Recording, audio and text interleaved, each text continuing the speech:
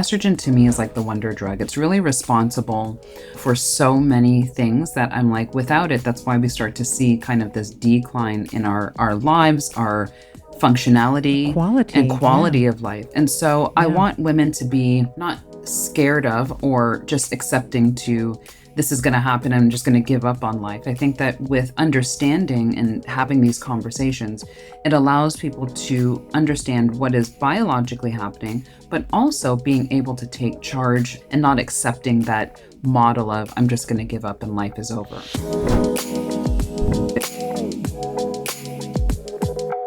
Hello, my friends, and welcome to another episode of Better with Dr. Stephanie. It's me, your host, Dr. Stephanie Estima, and today I am bringing you a conversation with Dr. Jessica Shepard. Dr. Shepard attended medical school at Ross University and completed her residency at the Drexel University Hahnemann Hospital in Philadelphia. She went on to complete a minimally invasive gynecological fellowship at the University of Louisville, where she also earned her MBA. So she's also the CEO and founder of Modern Menopause, where she is putting perimenopause and menopause in the spotlight. And you guessed it, that is what we were talking about today. So we dove into some of the signs and symptoms of menopause. We talked about the thyroid. We talked about some of the changes in that hormone. We talked about insulin changes as well.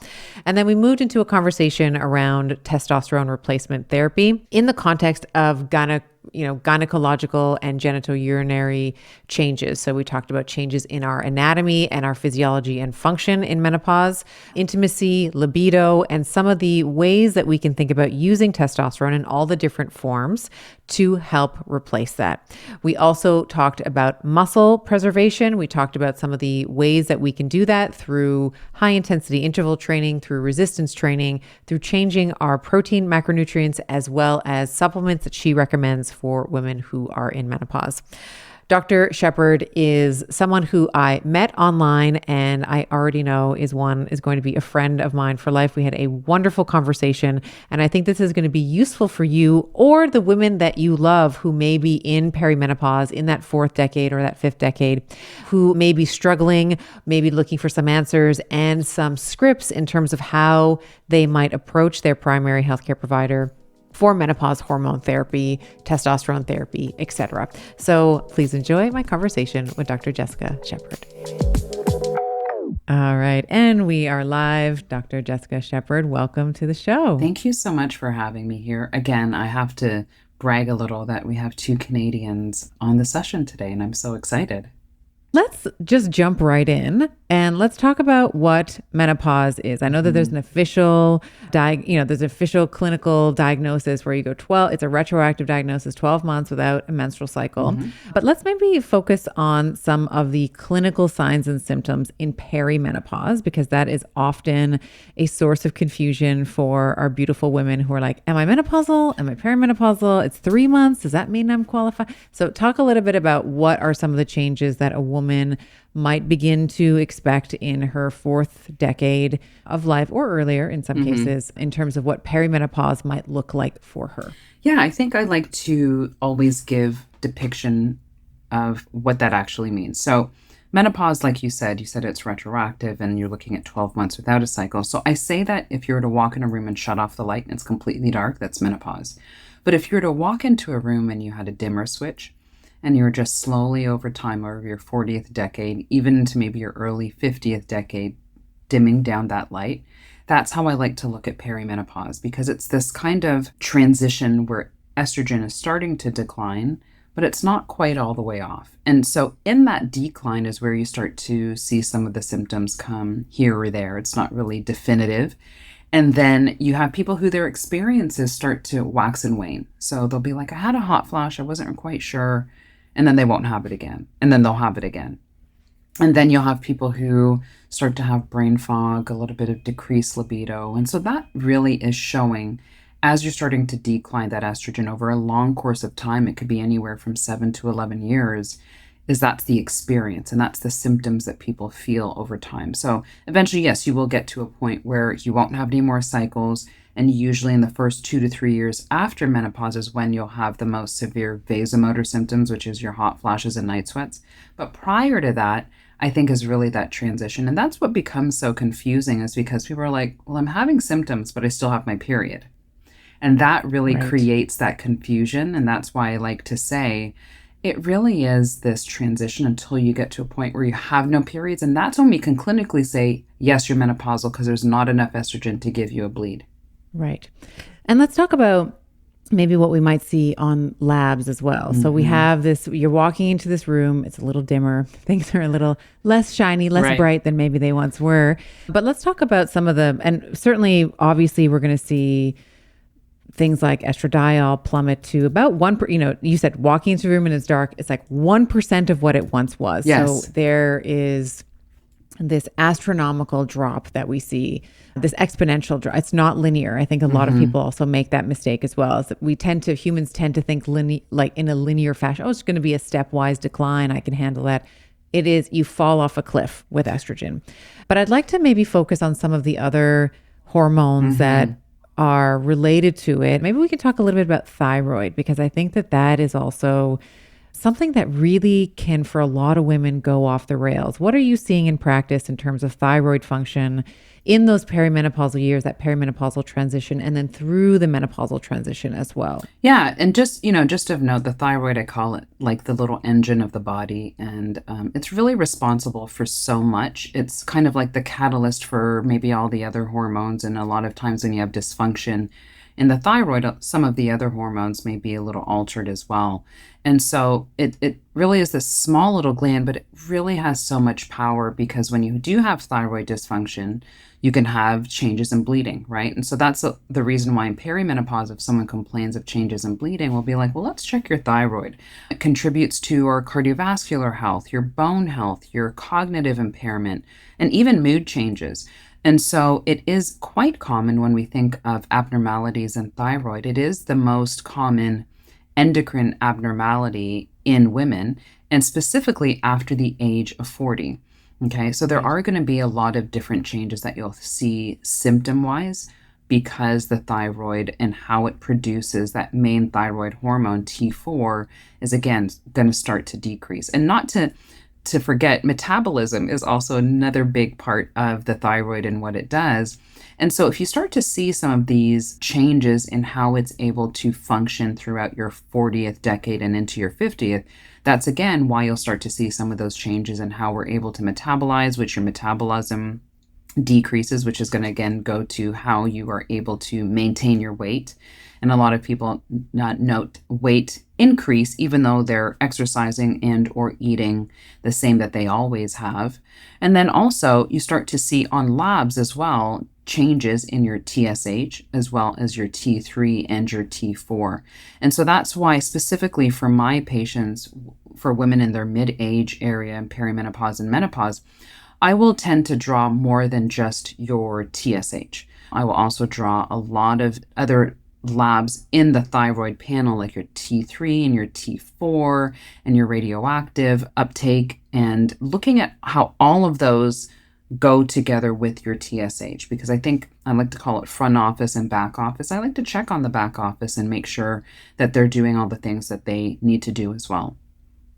Do we see an increase in thyroid autoantibody production Yes. in our 40s as well? Yeah, and so I want to frame that in the right context. Is not because you're in your 40th decade that you're going to see abnormalities or change in that, but it's quite common. And the reason why I want to make that distinction is it doesn't necessarily mean that you're going to have some changes autoimmune wise where you're going to have maybe Hashimoto's or, your actual thyroid is being attacked by antibodies, but it is not uncommon if you see it. And so that kind of takes away the scare factor of people being like, oh my God, I'm 40 and my thyroid's going to start attacking itself. Well, we're just starting to see a slowing down of the thyroid function. Correct. I think. So it would be normal. I wouldn't say no.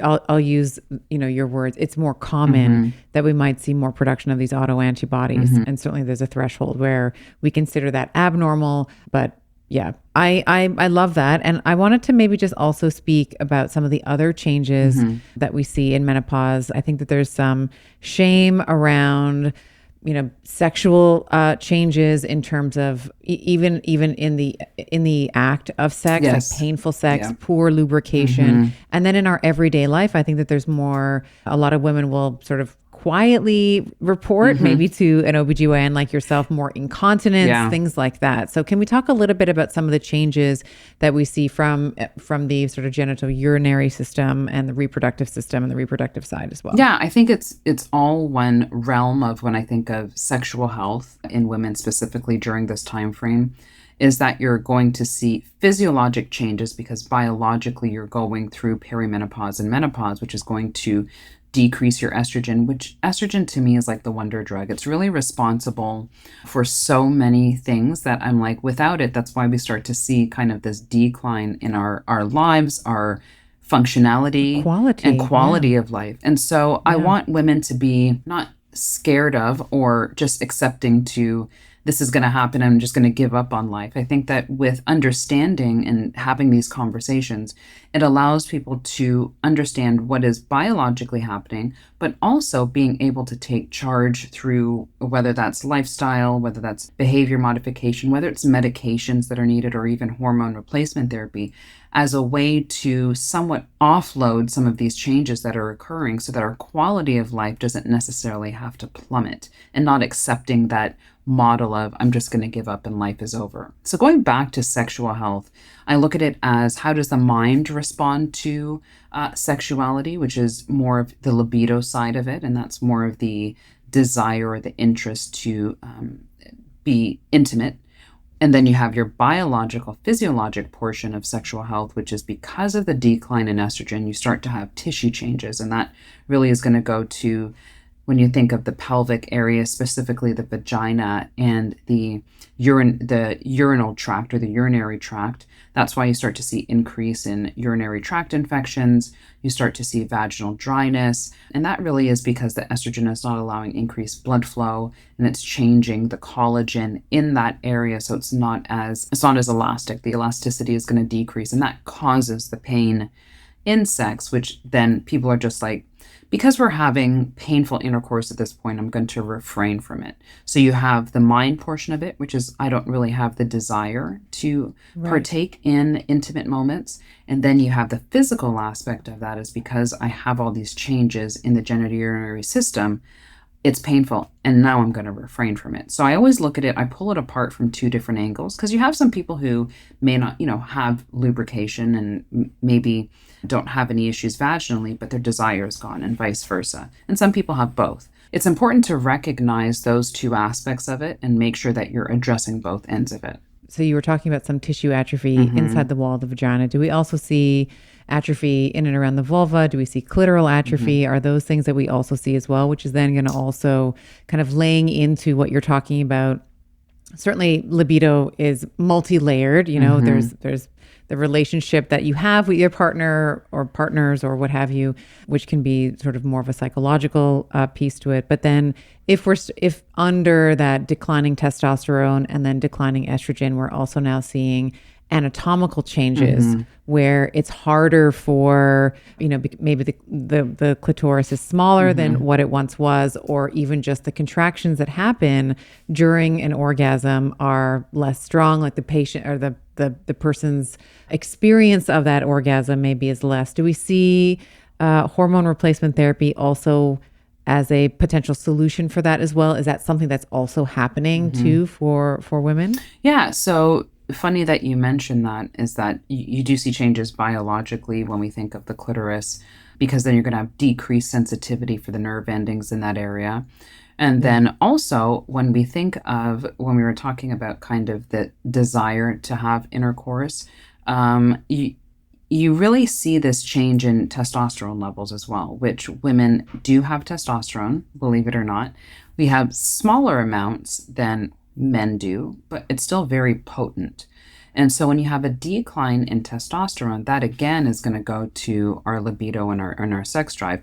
But also when you think of the phases of sexual arousal and how that is, a lot of people have a longer time even from being aroused to actual climaxing as well. So that's also a feature that you see throughout this time.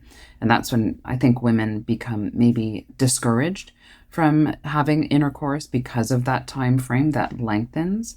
And it goes again to Oh, and then you get all up in your head. You're like, this is Yeah, taking forever. What's wrong with exactly. me? Why can't I climb it? And then that's taking you just even further away from, yeah. Cycle. It's this constant cycle. Okay, well, I think that that's really good to know. I think that that's really important to know that there may be some physical features that are changing, that there's components to it that are both physiological and psychological.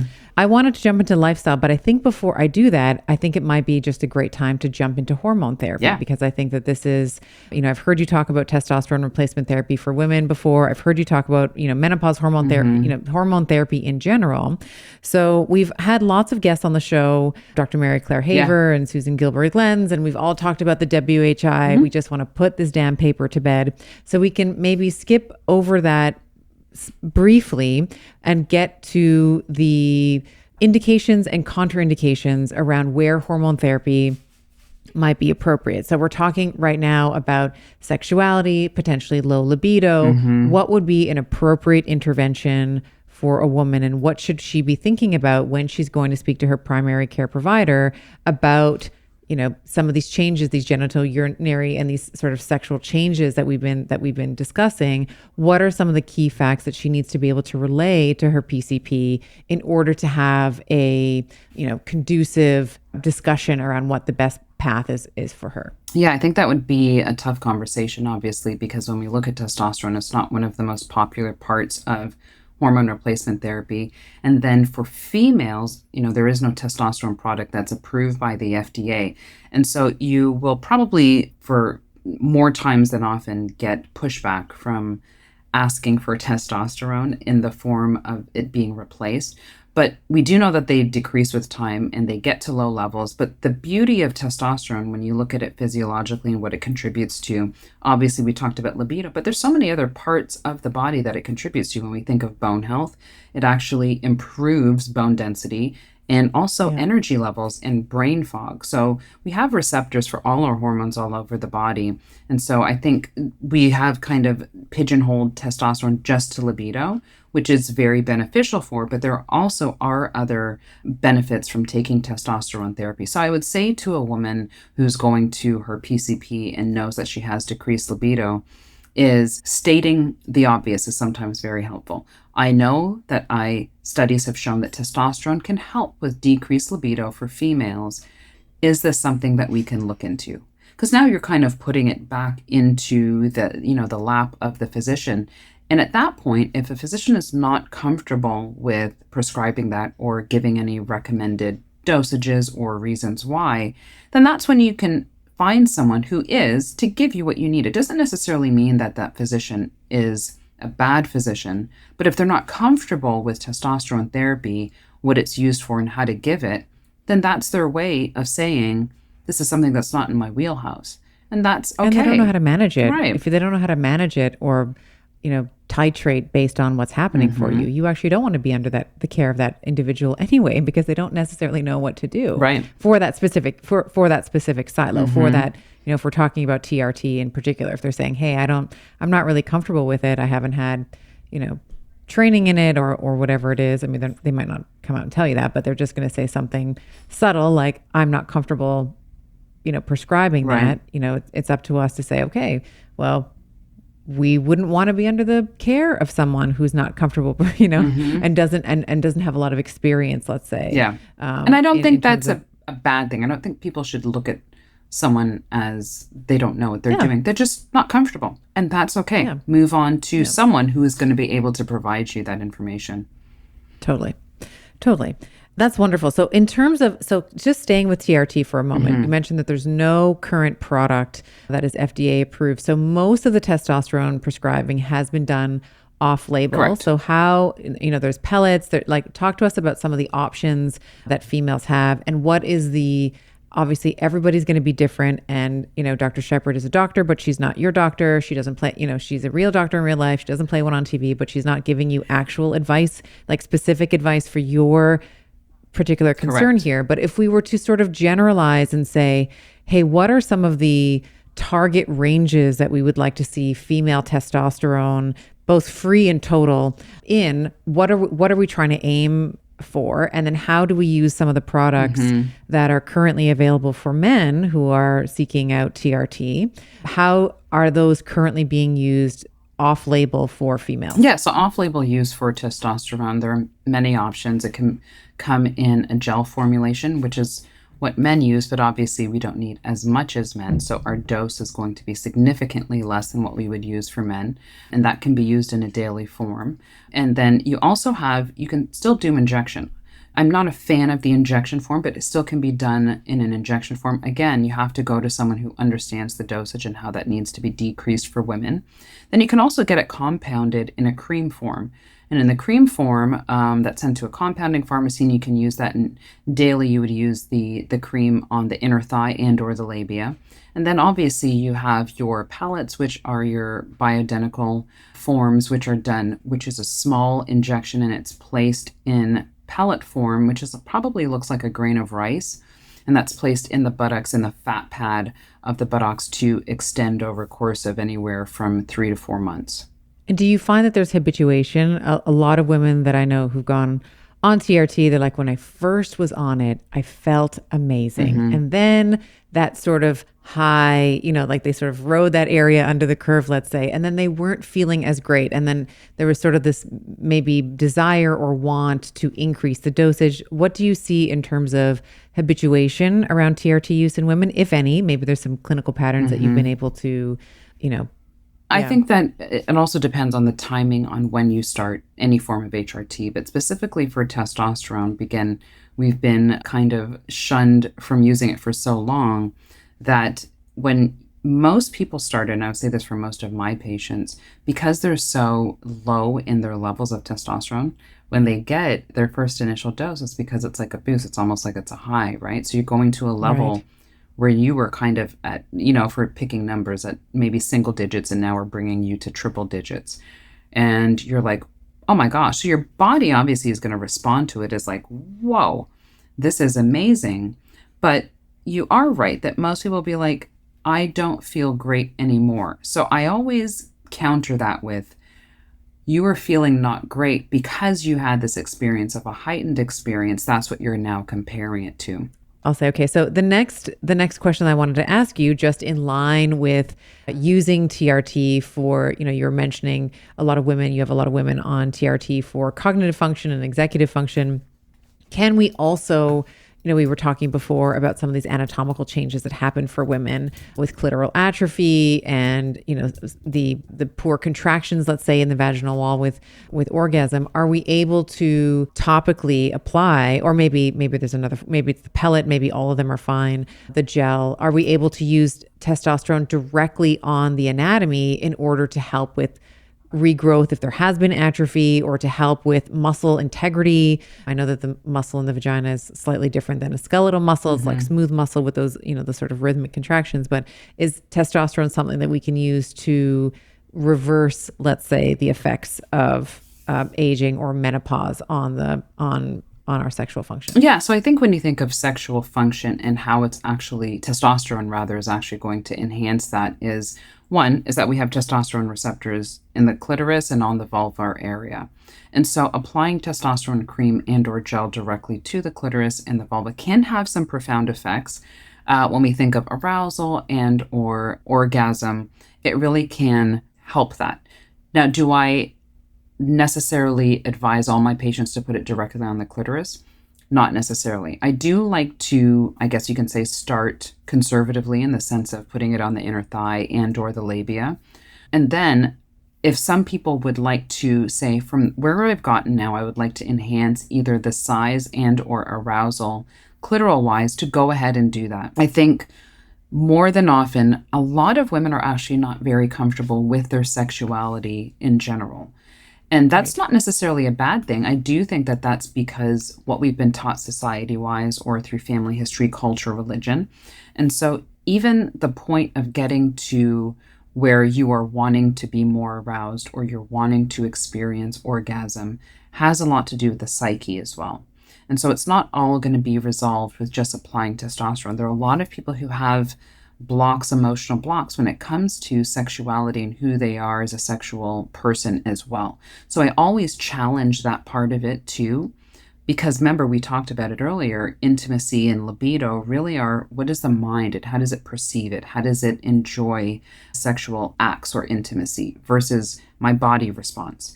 And so I really want people to endorse for themselves the mind-body connection and not separating them out, because way too often we rely on just the body to respond when that's not really all that's involved. I'm so happy that you said that, because I do think that there is a tendency to jump to well, I'll just take a hormone, I'll just take a pill, and everything is going to be fixed for me. Right. It's right. There's a pill for every ill. And I think that doing the work potentially that you are avoiding, which might be seeing a therapist or, healing old trauma or old residue that is still kind of, residing in your nervous system in whatever manner, is going to be, it's hard work, but it's worthy work, right? It's hard, but worthy. I love that. Yeah, it's hard but worthy work. And I think that sometimes it does require us to understand, you mentioned what it was like to grow up as a woman in your culture, in your home, how the men in your family viewed women, how the women in your family viewed women, and how those messages were internalized. And you can decide as an adult whether or not those stories are still valid for you, or is it time for you to let them go and rewrite the story that, you would like to define as yourself as a woman, as a human, living, wherever you're living on planet Earth. So I think that's wonderful. And it bridges nicely to some of the lifestyle modifiable factors that I think I wanted to speak to you about, because I see you I stalk you on Instagram sometimes, girl. Sometimes I see you in the gym. I'm like, yep, she's lifting some nice weights over there. That's when we think about resistance training in particular, but there are many other ways. But resistance training is a really beautiful, natural way to drive up our own levels of testosterone. The more muscle mass you have, the more T you need or require to maintain it.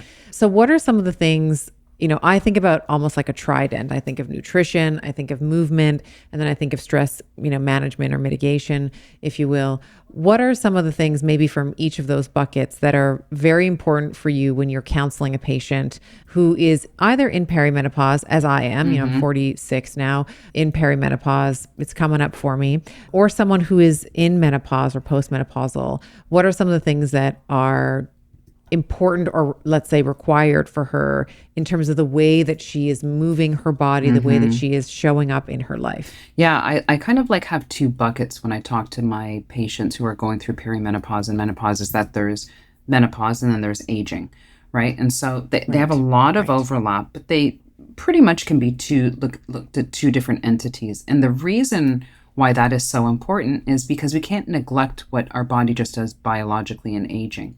Now, going back to what we need to do as far as lifestyle changes, behavioral modification as we're aging and going through menopause. So with menopause, you're going to get that decline in the estrogen and the testosterone. And that starts to lead to this cogwheel of effect and how it affects our muscle. And I'm very big on talking about muscle and lean muscle mass, is because our skeletal muscle significantly declines as we start to go through perimenopause. But what muscle is really important for is utilizing glucose, right? And so when we talk about this kind of car assembly of how our body responds to things, is that if we still are absorbing glucose, but the one part that really uses that energy source is declining, that's where we start to see this shift in metabolic diseases, in heart health, in increased risk of diabetes and cholesterol. And that's why I'm it is so imperative that we use our weight-bearing activity and our weight training to build the muscle back, to kind of stave off this decline in muscle, because it's so key in how we start to show up for ourselves longevity and functionality wise. It leads to how we're able to utilize glucose, but it contributes to bone health. One of the main reasons why women, when they get older in their 70s and 80s, have decreased quality of life is because of falls. And so our bone health, if we don't have strong muscles to kind of stabilize our bones, then it's going to contribute to more falls because of our balance is off, but also it's not stabilizing the bone. And then also when we look at insulin and glucose ratios, as we start to age, our organs become more insulin resistant. And that has to do with because more glucose is around and the body's I don't know what to do with all this glucose. The liver's like, I can't even store anymore. There's already enough here. The muscle's like, well, there's no more of me, so I can't even utilize it. And so we have this imbalance between insulin and glucose, which leads to metabolic, how we metabolize, what our body's going to do with that. Now there's too much glucose around, it just converts it to fat. So do you see how, like, through this like chain of events, we start to see the body is like, I'm kind of giving up here because I don't even know what to do anymore, and I don't have my functionality. So I always want people to look at themselves holistically as a whole unit rather than just one individual organ system, because they all talk to each other. And so that's the beauty of getting someone through a really good perimenopausal, menopausal phase, is saying, how would you like yourself to show up both with quality of life and your functionality in your 70s and 80s? And I let them answer that. And if they're able to answer it in a way where I'm like, okay, let's start the work now, it goes back exactly to what you just said. It's the hard work, but it's the worthy work. Yeah. And sometimes, and I say this with love, sometimes, the women in our community just need a little bit of tough love. It's like the results that you want is in the work that you're avoiding. Yeah.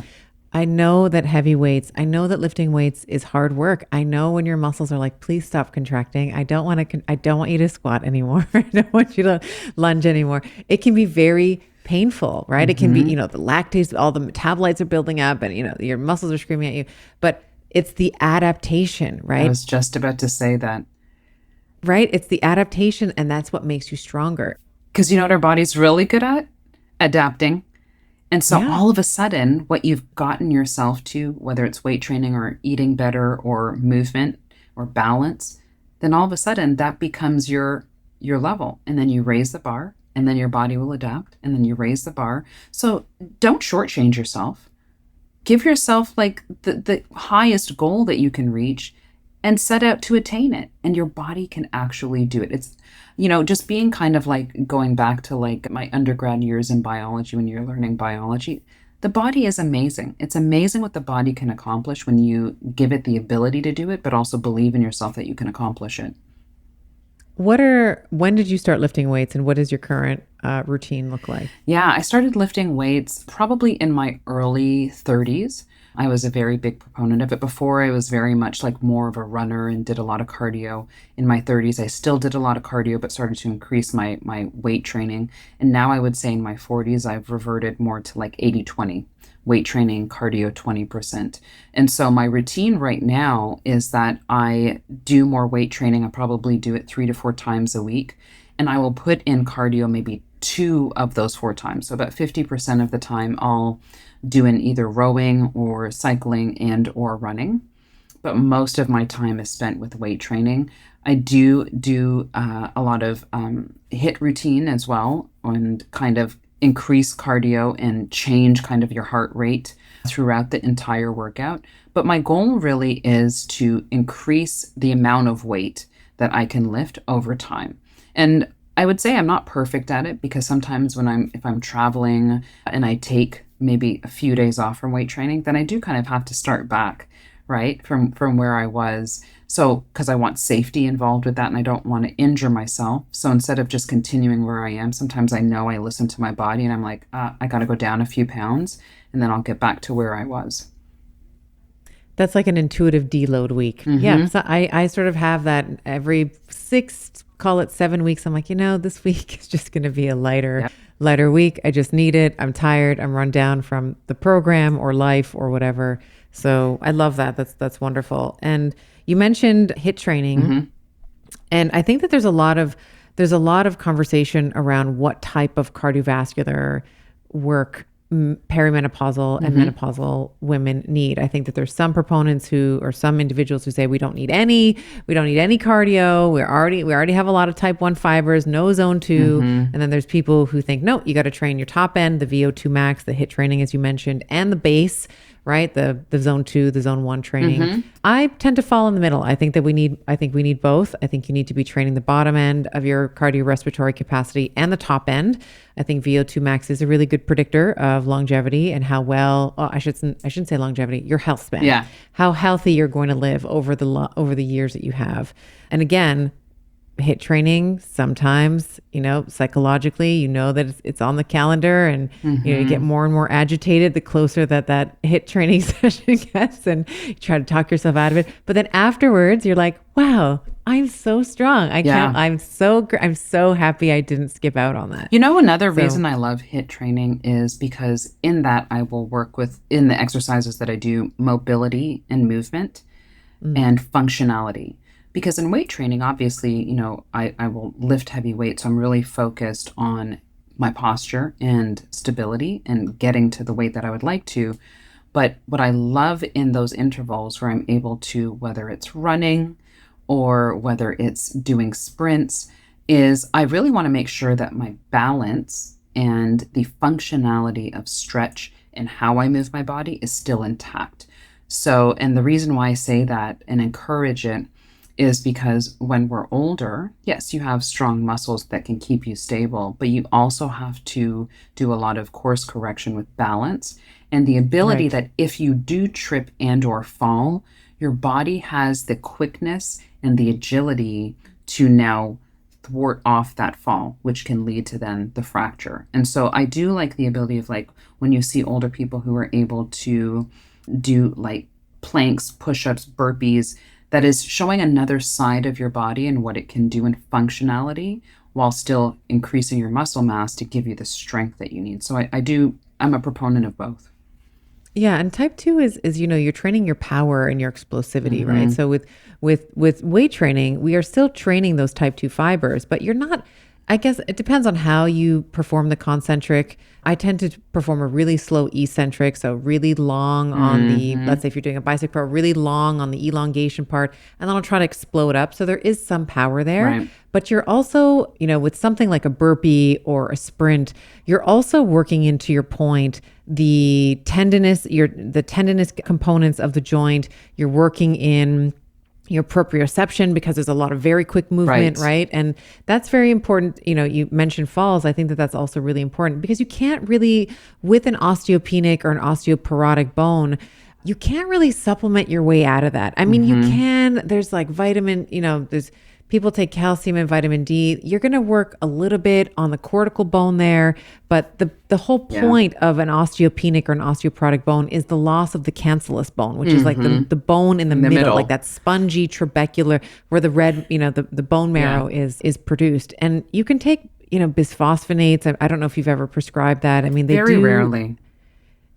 I mean, they work, but then again, like that area under the curve, like you can't really take them long term. If you take them longer than, I don't know what the timeline is. I think it's 4 or 5 years. It's 5 years, yeah. 5 years. Then now you are increasing your rate for fracture. So it's like, why don't we just go and just start off with walking. Walking for me is the most underrated exercise. I put a backpack, I put a rucksack on the back. Weighted backpack. I did one this morning, just like a nice, get some sunshine. I do a walk around the block. Takes me like 30 minutes to kind of go around my block. I get in my 3,500 steps or so. I do that twice a day. And it's just an easy way to kind of get in some, and if that's where you're just starting, it's accessible to everyone. It's cheap. All you need is like a pair of trainers. You know what I also tell some of my patients who are a little bit hesitant to start something in that capacity is just climbing stairs. Do you know how much like you get agility, you get movement, you get joint lubricating the joints, and then you also get very complicated movement. It is. It's very complicated. Squats, climbing stairs, these are very technically, I mean, I know that we all climb stairs. We're like, whatever she's talking about. But if you think about the biomechanics and the firing pattern, it's actually a very technical movement. It's great. And it is something that you lose with time, right? It's like the whole, can you get up off the floor without using your hands test, right? Can you? Have you done it? Yeah. I mean, I can, but I think I put so much effort into it because people put it as a challenge. So then I'm like, oh my God, can I not do this? And then I'll do it. I'm like, oh. And then you psych yourself out. I'm like, oh, I'm okay. I'm okay. Yeah, we used to, in the clinic, we would, our geriatric patients, we would get them to stand up from a chair without using their hands. So they couldn't use the wall or like the little counter behind where the chair was. For younger patients, we'd get them on the floor. Can they get up off the floor without using their hands? And then if they were really fit, we'd get them lying on their back and say, okay, get up now to a standing position without using your hands. Yeah. So that was kind of the more advanced one. And you kind of wobble around the core, there's core there's proprioception, there's, ankle mobility, Yeah. there's foot mobility, there's, all of that. There's like the quads are stretched out, the hammies are stretched out, the glutes got to fire, I all that know. stuff, which is important for, as we age, falling, as you mentioned, I want to get down on the floor with my grandkids. Yes. I want to be able to play with them and get back up after. So Yeah. No, I look at it as lifestyle. I ask patients, do you want to be able to play with your grandkids and get on the floor and back up off the floor? Do you want to be able to be at home and be able to stock your cupboards, carry in your groceries, climb the steps up to your front door? And when you sometimes look at it that way, you're like, those are simple things that I want to do. And I'm like, they sound simple, but let's make sure that you can still accomplish them as you start to get older. And maybe, you're fabulous and you're traveling all over the world, you're retired and you want to be able to put your, your baggage in the overhead bin and not ask for someone's help to do it, right? Or get it down from the overhead bin once you've arrived at your destination. I think about those things as well. Yeah. What are your thoughts on changing requirements in terms of nutritional needs as we age, both from, we can talk about macros if you'd like, or supplementation that you think is important. I'm a big fan of vitamin D, but like I said before, like it can't fix vitamin D is great, but like I said, it's really the cortical bone that's going to be improving, not the cancellous bone that we want. But what are some of the supplements that you like? What are some of the nutritional principles that maybe have changed for you as you've moved into perimenopause and menopause, or you're counseling your clients and your patients to do so? Yeah, I think there has to be a big shift in protein. I mean, we spent a lot of time talking about muscle mass, but the kind of the key macro that is needed for building your lean muscle mass is protein. And the reason why I harp on that is because we're not really taught that when we think of like the food pyramid or what our cultures and society deem as important when we think of overall meals. It's usually carbohydrates, right? And so the thing with that is after you've done something for so long, it really is difficult to shift that behavior and say, oh, I'm going to focus more on my protein intake. And not only focusing on it and being able to do it because it's behavior modification, it's also because it's not easy to do as well. So even me, someone who's very aware of what my protein intake should be, I struggle with it. I would say it's not easy for me to get there. I think because I have been someone, I think through my training, being a surgeon, we really were stuck in the OR for so long that a lot of times I do more of an intermittent fasting where I can literally go, 16 hours without eating, is I now have to shift that part of my life to capacitate how I'm going to get all that protein in a short amount of time, right? And so I think it's worthy of a conversation of how you're going to do it, being aware of it, not psyching yourself out that if you don't get the requirement in for the day that you've like completely failed your life. But in that, and the flip side is that I do all the other things as well, such as weight training, making sure in supplementation, which I'll remark on as well, is for women, as we enter supplementation, I think we are in kind of a day and age where supplementation is like, all of a sudden people are taking 30 supplements a day. And I'm like, is that sustainable? Are you going to be able to do or that? Necessary. Correct. And so I tell people, I'm like, there's stages and phases in our life. And sometimes what's important for maybe a year or 2 years of your life may not be important a little bit later. So it's okay to say, maybe I'm going to pick 4 that I'm going to focus on. Some of the ones that I really focus on are going to be your creatine, your vitamin D, vitamin C, usually, or calcium rather, because I want the absorption of vitamin D to be significant. And then magnesium as well. I find that magnesium, a lot of people are magnesium, they need it, but it also really helps with a lot of the bodily function, including sleep. And I'm big on sleep as well. So those are kind of 40 years of menstruating will probably leave you magnesium deficient. Exactly. So those are my 4 like go-tos, because a lot of my patients who come in are really new to this. And I don't want to overwhelm them because my goal is, I always say, this is a marathon, not a sprint. So I want, when we're talking about these topics in 20 years, you are so good with it, you have a total understanding, and you're sustaining the lifestyle changes that we start today. Because if I talk to you in a year or 2 and you have completely shut it off, that means I didn't do my job well. And so the goal is to carry them into this kind of lifelong marathon in a way that's attainable and not overwhelming.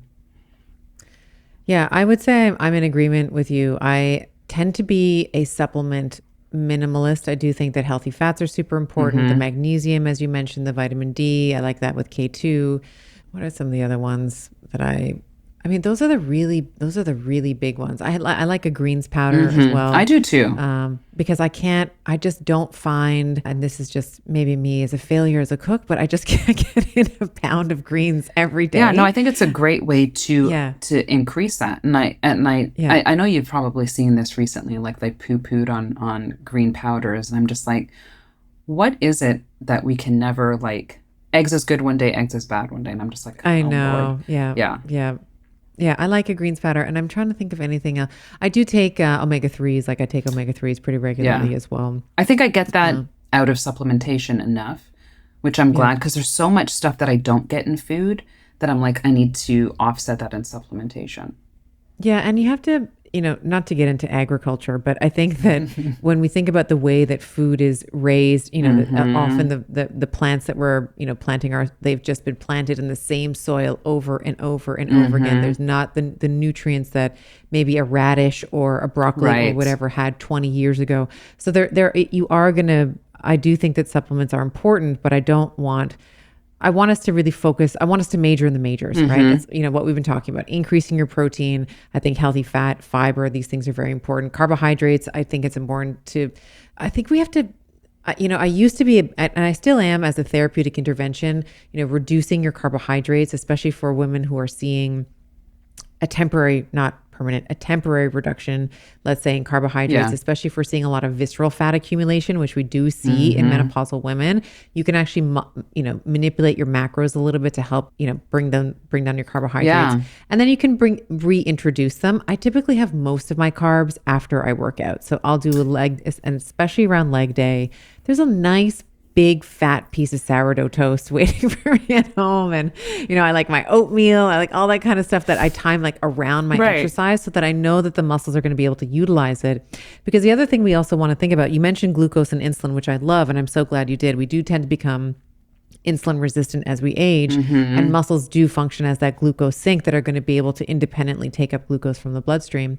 And insulin is also not bad as well. It can certainly, it gets driven up with excess carbohydrates, but it's a growth factor. So Yeah. if we are thinking about growing muscle, Yeah. what better time to potentiate that than right after exercise, Yes. right? What better time to drive up insulin, when your muscles have been damaged and now you want that insulin level high so that we can have that reparative process start and to build that, to chase those gains that we're all kind of. And I'm glad you mentioned that because I think people really look at diet so restrictive wise It's myopic. that Yeah. I'm like, it's not to say that carbs are bad.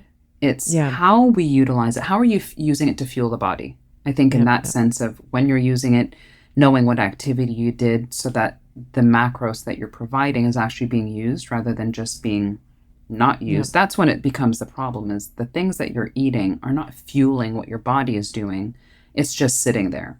And so once you have a better understanding of that, then it allows you to say, oh, I can actually partake in some of these things that I thought were bad. It's just how I'm doing it. Yeah.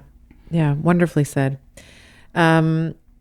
Where can people find you if people want to find more? I know that you are a scientific advisor of every important company that that I know of. But tell me where people can find you. Yeah. And I know you split your time. I know you're Canadian, and on our Instagram live, I realized that my sons and you share a love of goat meat. Like my kids love lamb and goat, and you were like, of course, I was raised on goat. Yes. So where can people find more about you and your work? Well, I would say if you're in the Dallas area, you can find me in Dallas. It's where my practice is, and it's called Sanctum Med and Wellness.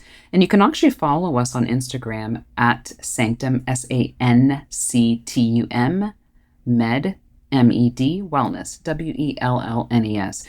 Best place to find me, though, is on Instagram at Jessica Shepherd MD, SHEPHERD, and then MD.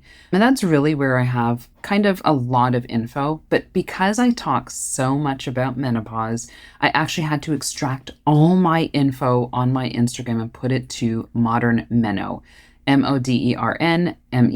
And all that is just information on menopause. And I think that's the best place that you can get really insightful, concise, educational information on menopause. And then last but not least, I find that this whole lifestyle, which I'm so glad that we had to have got to have this conversation about longevity, functionality, how to change our lifestyles through this transition, is I'm coming out with a book this October. It's Generation M in October. Great. And it really is more than just defining what menopause is. It really is looking at, now, how do I go through this life course? What are some things that I can do with diet? And I collaborated and brought in some of my amazing expert friends from bone health, from nutrition, from sexual health, from every aspect that I think is important during this journey. I wanted to carry them along the way. And then a lot of women gave their kind of stories in menopause so that people can feel heard. I love that. We will have all of the links, clickable links in the show notes. Jess, it's been wonderful chatting with you today. And again, two Canadians getting together, talking about menopause. What a great way to spend some time together. Thank you. Thank you.